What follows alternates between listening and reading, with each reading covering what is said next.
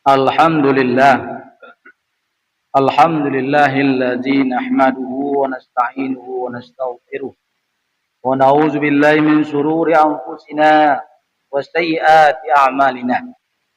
May yahdihillahu fala mudilla lahu wa may yudlil fala hadiya lahu. Asyhadu an la ilaha illallah wahdahu la syarika lah. Syahadatan man huwa khairam maqama wa ahsanu nadiyya. وأشهد أن سيدنا محمدا عبده ورسوله المتصف بالمكارم كبارا وصفيا اللهم صل وسلم على سيدنا محمد كان صادق الوعد وكان رسولا نبيا وعلى آله وصحبه الذين يحسنون إسلامهم ولم يفعلوا شيئا فريا أما بعد فيا أيها الحاضرون رحمكم الله أوصيني نفسي وإياكم بتقوى الله فقد فاز المتقون.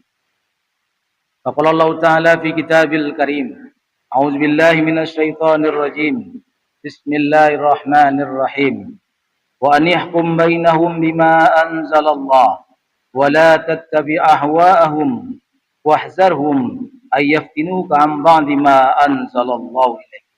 صدق الله العظيم. Kaum muslimin sedang jemaah rahimakumullah. Mari kita bersama-sama mengucapkan puji dan syukur kepada Allah Subhanahu wa taala. Karena pada siang yang berbahagia ini kita masih diberikan kesempatan oleh Allah Subhanahu wa taala untuk melaksanakan suatu kewajiban yang ditimpakan kepada kita kaum muslimin laki-laki, yakninya salat Jumat berjamaah. Salawat dan salam semoga tercurah kepada junjungan kita Nabi besar Muhammad sallallahu alaihi wasallam yang telah meninggalkan untuk kita dinul Islam, yang telah meninggalkan untuk kita pegangan hidup, di mana apabila kita berpegang teguh dengan apa yang beliau tinggalkan, maka kita akan selamat dunia wal akhirah. Pegangan itu adalah Al-Quran dan Sunnah. Pada kesempatan yang pendek ini, khatib tak lupa berwasiat kepada kita bersama, berkhusus kepada diri khatib sendiri. Mari kita bersama-sama meningkatkan keimanan dan ketakwaan kita kepada Allah Subhanahu wa taala. Iman dan takwa yang sesungguhnya, di mana kita berusaha melaksanakan segala apa yang diperintahkan oleh Allah Subhanahu wa taala dan menjauhi segala apa yang dilarang oleh Allah Subhanahu wa taala. Kaum muslimin dan jemaah rahimakumullah. Beberapa waktu yang lalu Presiden Republik Indonesia pernah mengatakan di depan sidang Tanwir Muhammadiyah di Kupang akan kekagumannya kepada sebuah sistem pemerintahan yang telah berjalan lebih dari 600 tahun, yaitu sistem pemerintahan yang dijalankan oleh Turki Utsmani. Orang-orang Eropa menyebutnya Khilafah Utsmaniyah. Kita kaum muslimin menyebutnya Khilafah Utsmaniyah. Sebagian orang menyebut Imperium Utsman, Imperium Ottoman, macam-macam nama yang disebutkan kepada kekuasaan yang dipegang oleh Turki. Beliau mengatakan bahwa tidak ada negara tanpa tentara yang kuat. Tidak ada tentara yang kuat tanpa uang. Tidak ada uang tanpa kemakmuran. Tidak ada kemakmuran tanpa rakyat yang bahagia dan sejahtera. Tidak ada rakyat yang bahagia dan sejahtera tanpa pemerintahan yang bersih dan adil. Artinya tidak ada negara tanpa keadilan. Beliau sangat tertarik, sangat mengagungkan Khilafah Utsmaniyah. Kenapa? Karena sepanjang masa lebih kurang 600 tahun Khilafah Utsmaniyah berkuasa sejak tahun abad ke-13, 1290-an sampai akhirnya runtuh tahun 1924. Dunia dipenuhi dengan keadilan. Dunia dipenuhi dengan penerapan hukum Allah Subhanahu wa taala. Maka beliau mengatakan bahwa supaya negara ini kuat harus disertai dengan keadilan. Keadilan itu adalah satu perintah yang diberikan oleh Allah Subhanahu wa taala kepada kita kaum muslimin. Apa kata Allah kepada kita yang sering dibacakan oleh para khatib? Innallaha ya'muru bil 'adli wal ihsan. Allah itu senantiasa memerintahkan kita untuk berbuat adil dan berbuat baik. Kemudian di ujung ayat dikatakan wa yanha 'anil fahsya'i wal munkar. Dan Allah melarang kita dari perbuatan keji dan perbuatan mungkar. Jadi keadilan itu dilawankan dengan kemungkaran. Ini menunjukkan kepada kita kaum muslimin dan jamaah Jumat rahimakumullah, keadilan itu adalah tatkala kita menjalankan hukum Allah Subhanahu wa taala. Maka tak akan pernah ada keadilan selama kita masih menjalankan hukum yang dibuat oleh manusia. Kenapa? Karena yang namanya manusia tak akan pernah berbuat adil, tak akan pernah membuat hukum yang betul-betul adil. Kenapa? Yang adil itu adalah apa yang diturunkan oleh Allah Subhanahu wa taala. Kenapa begitu kaum muslimin? Sidang jamaah Jumat rahimakumullah. Karena Allah Subhanahu wa taala lah yang menciptakan kita manusia. Sehingga dia tahu apa yang dibutuhkan oleh manusia, apa yang harus mengatur manusia. Sementara kita manusia tak pernah tahu apa yang harus mengatur kita. Kita tak pernah tahu mana yang baik. Kita tak pernah tahu mana yang buruk. Yang kita tahu mana yang kita suka dan mana yang kita tidak suka. Makanya Allah mengatakan kepada kita, wa asa an takrahu syai'an wa huwa khairul lakum. Bisa jadi kalian membenci sesuatu padahal itu buruk bagi kalian. Wa asa an tuhibbu syai'an wa huwa syarrul lakum. Bisa jadi kalian mencintai sesuatu tapi itu buruk bagi kalian. Jadi Allah menjelaskan kepada kita baik dan buruk tak jelas oleh kita. Bisa jadi kita membenci sesuatu tapi itu baik bagi kita. Bisa jadi kita mencintai sesuatu padahal itu buruk bagi kita. Maka Allah mengatakan kepada kita, wallahu ya'lamu wa antum la ta'lamun. Allah lah yang tahu dan kalian tidak pernah tahu. Begitulah kaum muslimin sedang jamaah Jumat rahimakumullah. Kalau kita ingin keadilan, kalau kita ingin negara ini diatur dengan betul-betul adil, maka kita harus kembali kepada hukum Allah Subhanahu wa taala. Kembali kepada sistem yang diajarkan oleh Allah, yang dipraktekkan oleh Rasulullah, yang dipraktekkan oleh para khalifah sesudahnya. Apakah itu khulafa Rasyidin, apakah itu khalifah Bani Umayyin, Bani Abbasiyin, bahkan Bani Utsmaniyin yang disebut oleh presiden kita tadi. Begitulah kenapa mereka bisa berlaku adil, karena mereka menjalankan apa yang diperintahkan oleh Allah Subhanahu wa taala. Karena keadilan itu hanya ada di dalam Islam. Di luar Islam tak pernah ada keadilan. Jangan kita pernah menuntut keadilan ke pengadilan. Jangan kita menuntut keadilan kepada penegak hukum. Tak ada keadilan di negeri yang kita cintai ini. Keadilan itu ada tatkala para penegak hukum, ketika para pengadilan itu menjalankan, melaksanakan, menghukumi dengan apa yang diperintahkan oleh Allah Subhanahu wa taala. Begitulah kekuasaan Islam berlangsung 13 abad lamanya, dipenuhi dengan keadilan, dipenuhi dengan kemakmuran. Tapi memang semenjak tahun 1924 kekuasaan kaum muslimin dihancurkan oleh seorang Yahudi bernama Mustafa Kemal Atatürk. Sehingga kaum muslimin di seluruh dunia kehilangan pengayom mereka. Kehilangan sebuah negeri, kehilangan sebuah negara yang menerapkan hukum Allah Subhanahu wa taala. Hingga keadilan hilang di tengah-tengah umat manusia, terutama kita kaum muslimin. Dan jemaah Jumat rahimakumullah, kenapa keadilan itu ada dalam Islam? Maka Allah mengatakan kepada kita, wa anihkum bainahum bima anzalallah. Hendaklah kalian berhukum, menghukumi di tengah-tengah kalian bima anzalallah, dengan apa yang Allah telah turunkan.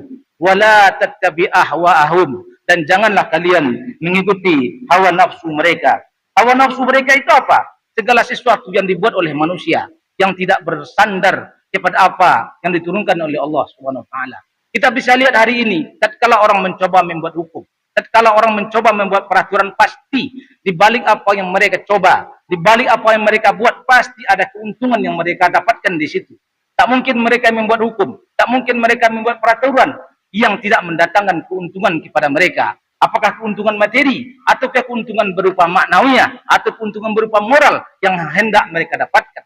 Tapi tatkala Allah Subhanahu wa taala menurunkan hukum kepada kita, maka menjauhi segala hal-hal yang demikian. Kenapa? Karena Allah tak punya pretensi apa-apa dengan kita. Allah hanya memerintahkan kita untuk mentaatinya. Allah hanya memerintahkan kita untuk beribadah kepadanya. Dia ketika kita beribadah kepadanya, tak bertambah kebesarannya. Ketika kita lari beribadah dari Allah, tak kurang kebesarannya. Begitulah Allah Subhanahu wa taala. Oleh karena itu kita diperintahkan oleh Allah Subhanahu wa taala untuk berlaku adil, untuk berbuat sesuai dengan yang diperintahkan oleh Allah Subhanahu wa taala. Oleh karena itu kita kaum muslimin, sedang jamaah Jumat rahimakumullah, tatkala kita ingin bagaimana kekuasaan itu berjalan dengan keadilan, maka Islam telah menuntunkan kepada kita minimal ada 3 hal yang harus ada di tengah-tengah kaum muslimin agar kekuasaan itu bisa berjalan dengan adil. Apa itu? Yang pertama harus ada di tengah-tengah kaum muslimin itu ketakwaan orang-orang kaum muslimin di mana saja mereka berada. Setiap individu-individu kaum muslimin ini harus menjadi orang yang bertakwa. Maka supaya kita kaum muslimin menjadi orang yang bertakwa, maka negara wajib menyediakan bagi kita, menuntun kita bersama, mengarahkan kita bersama agar menjadi orang-orang yang bertakwa. Itulah syarat yang pertama. Kenapa? Karena takwalah dasar segala-galanya. Sebab Allah mengatakan kepada kita, i'dilu, berbuat adillah. Dan adil itu lebih dekat kepada takwa. Maka takwa adalah sesuatu yang sangat penting untuk menunjukkan keadilan di tengah-tengah masyarakat kita. Keadilan di tengah-tengah pelaksanaan hukum Allah Subhanahu wa ta'ala. Yang kedua, harus ada di tengah-tengah kita kaum muslimin yang namanya kontrol masyarakat. Di tengah-tengah kita harus ada orang-orang yang senantiasa saling ingat mengingatkan di antara kita. Tak boleh kita hidup sendiri, tak boleh kita berbangga sendiri, tak boleh kita ingin masuk surga sendiri, tak boleh. Yang boleh adalah kita harus saling ingat mengingatkan di tengah-tengah kita.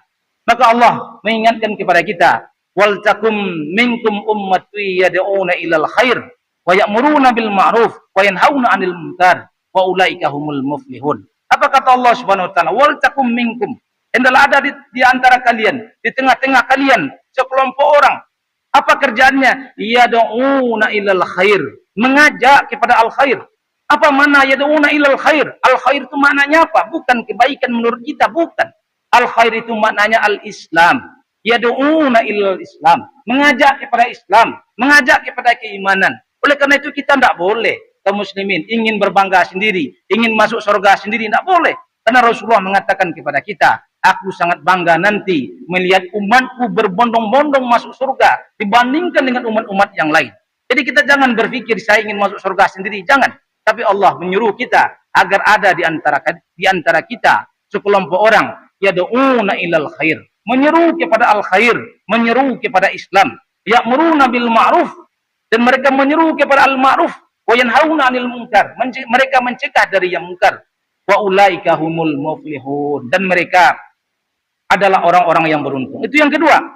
Yang ketiga, hendaklah ada di tengah-tengah kaum muslimin ini, di tengah-tengah kekuasaan kaum muslimin ini, penguasa yang menjalankan hukum Allah Subhanahu wa taala. Karena itulah yang diwariskan oleh Rasulullah sallallahu alaihi wasallam. Tatkala Rasulullah sallallahu alaihi wasallam wafat, yang diwariskan oleh Rasulullah salah satunya adalah negara. Maka negara inilah yang diurus pertama kali oleh para sahabat Nabi sebelum menguburkan Rasulullah. Kita bisa bayangkan, kalau kita baca sejarah, Rasulullah itu wafat di hari Senin, di waktu duha. Kemudian Rasulullah itu dikubur di hari Selasa malam. Ada yang mengatakan di Rabu sore. Lebih kurang 3 hari jenazah Rasul belum dikuburkan. Kenapa jenazah Rasul belum dikuburkan? Ketika itu kaum muslimin berselisih pendapat, berbeda pendapat. Siapa di antara mereka yang akan menggantikan Rasulullah menjadi pemimpin di antara mereka?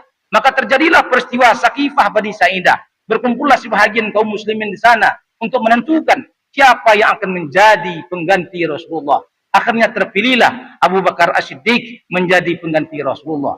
Hingga dia bergelar Khalifatu Rasulillah. Tatkala Abu Bakar Siddiq telah dibayat oleh kaum muslimin, maka setelah itu baru jenazah Rasulullah SAW itu dikuburkan. Begitulah pentingnya kepemimpinan di dalam Islam. Kepemimpinan yang menjalankan hukum Allah. Tetapi kalau kepemimpinan tidak menjalankan hukum Allah, tapi cukup hanya berbangga bahwa ada kekuasaan yang dulu menjalankan Islam, tapi hari ini kita mencoba menjalankan sesuatu yang bertentangan dengan Islam. Apa contohnya hari ini yang bertentangan dengan Islam? Kita mungkin dengar, mungkin kita akan tahu beberapa saat lagi pajak akan dinaikkan di negeri yang kita cintai ini. Di dalam Islam, pajak itu sesuatu yang terakhir dipungut di tengah-tengah kaum muslimin. Kapan itu terjadi? Tatkala kas negara tidak ada. Tatkala negara ini bodoh untuk mencari sumber-sumber keuangan negara. Tatkala kas negara kosong sekosong-kosongnya baru pajak dipungut oleh negara. Tapi hari ini kita melihat pajak menjadi sumber pendapatan utama negara. Kalau tidak ada pajak mungkin susah negeri yang kita cintai ini. Kalau negeri yang kita cintai ini negeri yang penuh dengan sumber daya alam yang begitu luar biasa. Yang kalau seandainya diolah dengan baik dan benar, itu membuat negara kita menjadi negara yang sangat kaya. Begitulah kaum muslimin dan jamaah Jumat rahimakumullah. Kita harus menjadi negeri yang adil, negeri yang menjalankan hukum Allah Subhanahu wa taala. Kalau kita berpaling dari hukum Allah Subhanahu wa taala, jangan pernah berharap kita menjadi negeri yang sejahtera. Kenapa? Allah mengatakan kepada kita, "Wa man a'rada an zikri fa inna lahu ma'isyatan dongka."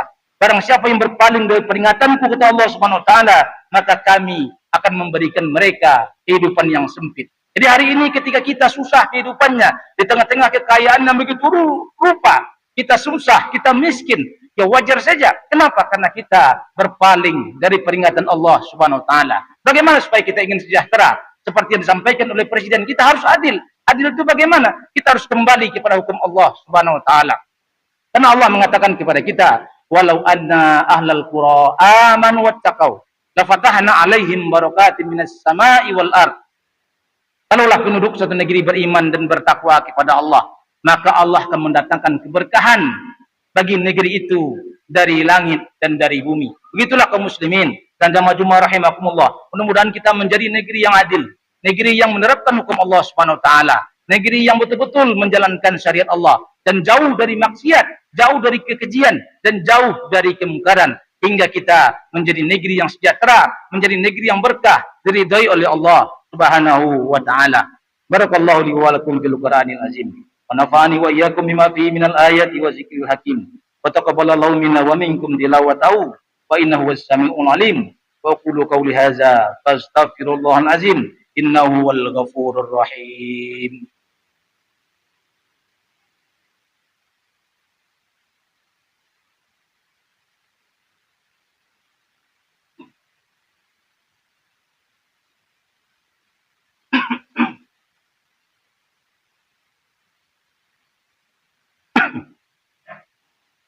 Alhamdulillah.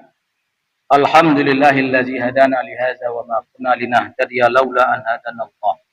Asyhadu an la ilaha illallah wahdahu la syarikalah wa asyhadu anna sayyidina Muhammadan abduhu wa rasuluh ad-da'i ila ridwani. Allahumma shalli ala sayyidina Muhammad wa ala alihi washabihi wasallim tasliman katsira. Amma ba'd. Fa ya ayuhan nas ittaqullaha haqqa tuqatih wa la tamutunna illa wa antum muslimun. Qala Allah Ta'ala fil Qur'anil Azim. A'udzu billahi minasyaitonir rajim. Bismillahirrahmanirrahim. Wal 'asr innal insana lafi khusr illa allazina amanu wa 'amilus sholihat wa tawasaw bil haqq wa tawasaw bis sabr. Pada khutbah yang kedua ini, khatib senantiasa mengingatkan kepada kita, Allah Subhanahu wa taala masih memberi kita waktu. Gunakanlah waktu ini sebaik-baiknya untuk meningkatkan keimanan kita kepada Allah, memperbanyak amal soleh, dan tak hanya iman dan amal soleh, tapi Allah menuntun kita, menyuruh kita tawasaw bil haq wa tawasaw bis sabr. Sering seru menyeru kita, saling mengingatkan kita dalam kesabaran, saling mengingatkan kita di dalam kebenaran. Innallaha malaikatahu yusholluna 'alan nabi. Ya ayyuhallazina amanu shollu 'alaihi wa sallimu taslima. Allahumma shalli 'ala Muhammad wa 'ala ali Muhammad kama shallaita 'ala Ibrahim wa 'ala ali Ibrahim. Wa barik 'ala Muhammad wa 'ala ali Muhammad kama barakta 'ala Ibrahim wa 'ala ali Ibrahim fil 'alamin innaka Hamidum Majid. Allahumma ighfir lil muslimina wal muslimat wal mu'minina wal mu'minat al ahya'i minhum wal amwat innaka sami'un qaribun mujibud da'wat wa ya khadil hajat. Allahumma ighfir lana dzunubana wa liwalidayna warhamhuma kama rabbayana shaghira. Allahumma a'izzal islam wal muslimin wa yazilla syirka wal musyrikin wansur ibadikal muwahhidin wansur man nasaraddin wakhzul man khazalal muslimin ودامر أعداء الدين وعلى كلمتك إلى يوم الدين. اللهم دفعنا من البلاء والوباء والزلازل والمهان وسوء الفتنة والمهان ما ظهر منها وما بطن عن بلدنا إندونيسيا خاصة وسائر البلدان المسلمين عامة يا رب العالمين. ربنا ظلمنا أنفسنا وإن لم تغفر لنا وترحمنا لنكونن من الخاسرين. ربنا هب لنا من أزواجنا وذرياتنا قرة أعين واجعلنا للمتقين إماما. Rabbana atina fid dunya hasanah wa fil akhirati hasanah wa qina azabannar. Ibadallah, innallaha ya'muru bil 'adli wal ihsan wa ita'zil qurba wa yanha 'anil fahsya'i wal munkari wal baghi. Ya'idukum la'allakum tadhakkarun. Wazkurullaha 'azima yazkurukum was'aluhu min fadli yu'tikum washkuru 'ala ni'mi yazidikum. Wala zikrullahi akbar. Aqimus shalah.